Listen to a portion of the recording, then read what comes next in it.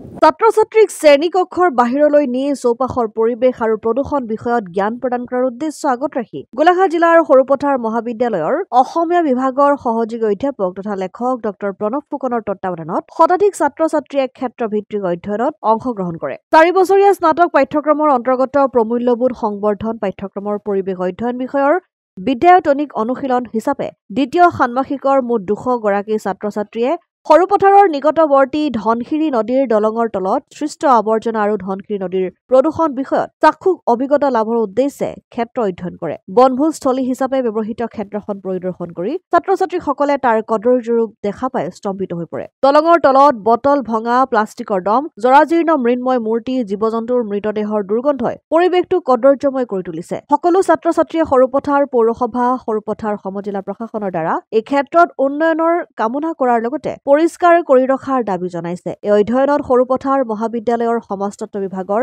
মুৰব্বী অধ্যাপক ডক্টৰ প্ৰেমকান্ত বৰা আৰু যুৱ উদ্যোগী ৰাণা প্ৰতাপ দুৱৰাই সহযোগিতা আগবঢ়োৱাৰ লগতে ছাত্ৰ-ছাত্ৰীসকলক দিহা পৰামৰ্শ দি প্ৰেৰণা যোগায়। নদী বচাওক, নদীৰ পাৰত মল ত্যাগ নকৰিব, প্লাষ্টিক মুক্ত কৰি ৰাখক, নদী আমাৰ জীৱন ৰেখা আদি শ্লোগানেৰে সকলোৰে মাজত এক সচেতনতা সৃষ্টিৰ প্ৰয়াস কৰা ছাত্ৰ-ছাত্ৰীৰ দলটোক স্থানীয় ৰাইজেও ভূয়সী প্ৰশংসা কৰে। আজি আমি সৰুপথাৰ মহাবিদ্যালয়ৰ 4 বছৰীয়া স্নাতক পাঠ্যক্ৰমৰ দ্বিতীয় ষান্মাসিকৰ তাত এটা পাঠ্যক্ৰম আছে ডিব্ৰুগড় বিশ্ববিদ্যালয়ৰ ছাত্ৰ-ছাত্ৰীসকলৰ কাৰণে নিৰ্ধাৰণ কৰিছে value aided course 3 environmental studies পৰিৱেশ অধ্যয়ন।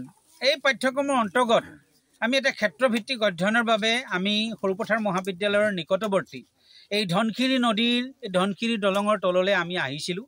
এই ঠাইটুকুৰা সকলোৰে চিনাকি। ইয়াত মানুহে বনভোজ খাবলৈ আহে বা ইয়াত মানুহে মাছ ধৰে, ইয়াৰ পানী ব্যৱহাৰ কৰে, বিভিন্ন ঠাইলৈও পানী নিয়ে। গতিকে এই ঠাইটুকুৰাত আৰু আনকি দুৰ্গা পূজাৰ পিছত ইয়াত বিভিন্ন পূজা সমিতিয়ে মূৰ্তিবিলাক ইয়াত উটুৱাবলৈ আহে।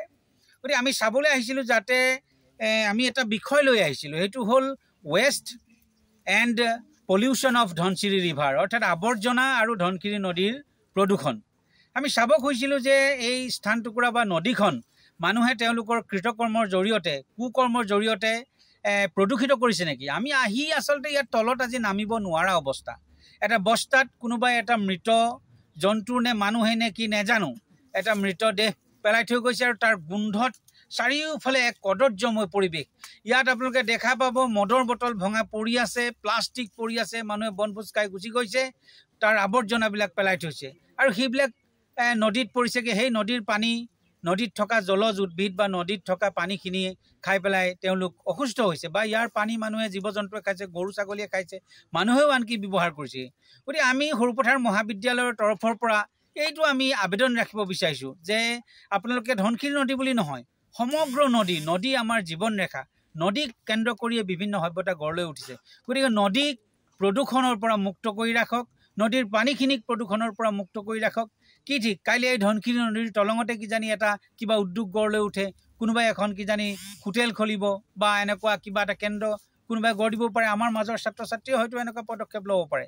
গতিকে মই চৌপাশত অন্ততঃ আমাৰ এই প্ৰয়াসক দেখি কোনোবা যদি এজন মানুহেও নদীলৈ এটা বটল নদলিয়ায়, কোনোবা যদি এজন মানুহেও এটা প্লাষ্টিক নদলিয়ায়, কোনোবা এজন মানুহে যদি ইয়াত বনভোজ খাবলৈ আহি ইয়াত বনভোজ খাই মদৰ বটলটো ভাঙি থৈ এই পৰিৱেশটো যাতে কদৰ্য নকৰে, আমি তাকে আশা কৰিছোঁ। আমাৰ মৰমৰ ছাত্ৰ-ছাত্ৰীসকলে ডক্টৰ প্ৰেমকান্ত বৰা, সৰুপথাৰ মহাবিদ্যালয়ৰ সমাজতত্ব বিভাগৰ মুৰব্বী অধ্যাপক ৰাণা প্ৰতাপ দুৱৰা, এগৰাকী যুৱ উদ্যোগী, তেওঁ আজি উপস্থিত হৈছে, ছাত্ৰ-ছাত্ৰীসকলক উৎসাহ যোগাইছে। গতিকে সকলোৰে প্ৰতি আমি গুহাৰি জনাইছোঁ, আপোনালোকে নদীক বচাওক, পানীক বচাওক, পৰিৱেশ সুৰক্ষা কৰি ৰাখক আৰু পৃথিৱীখন বচাওক।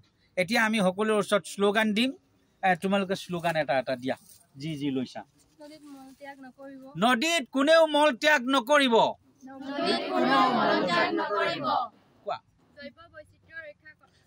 জৈৱ বৈচিত্ৰ্য ৰক্ষা কৰক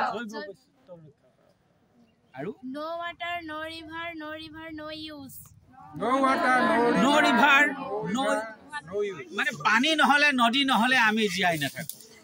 ধন্যবাদ। সকলোকে এই গুহাৰি ৰাখিছোঁ, নদীক মুক্ত কৰি ৰাখক, পানীক বিশুদ্ধ কৰি ৰাখক আৰু পৃথিৱীখন সকলোৰে বাবে ধুনীয়া কৰি ৰাখক। থেংক ইউ, ধন্যবাদ। সৰুপথাৰৰ পৰা পৰাণ গোস্বামী ৰিপৰ্ট, অসম আদিত্য।